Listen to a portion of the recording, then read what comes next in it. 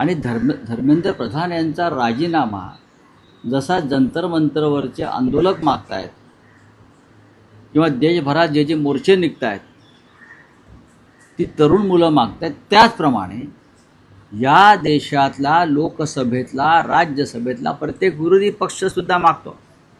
त्याच्यावरती संसदेचं दोन्ही सभागृह बंद पडत आहेत, त्याच्यावरती राहुल गांधींनी आंदोलन केलं आहे, त्याच्यावरती आदित्य ठाकरे अमित ठाकरे ते आंदोलन करत आहेत.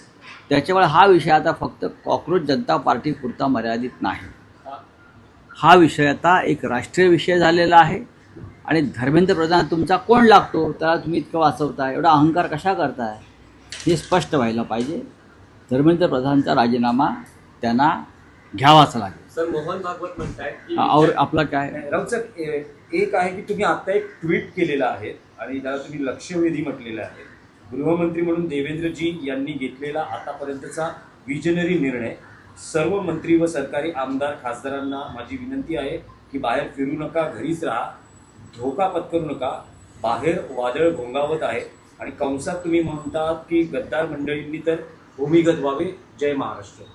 एक बातमी तुम्ही लोकसत्तेतली एक बातमी वृत्तपत्रामध्ये काल प्रसिद्ध झाली की देवेंद्र फडणवीस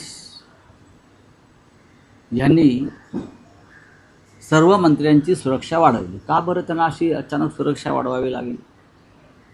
सर्वच मंत्र्यांना Y+Z अशा प्रकारची सुरक्षा आहे.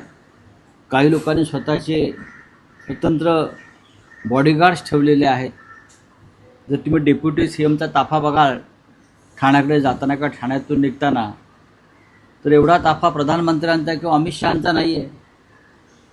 तरीही जर देवेंद्र फडणवीस यांनी या सगळ्यांची सुरक्षा वाढवण्याचा निर्णय घेतला असेल तर तो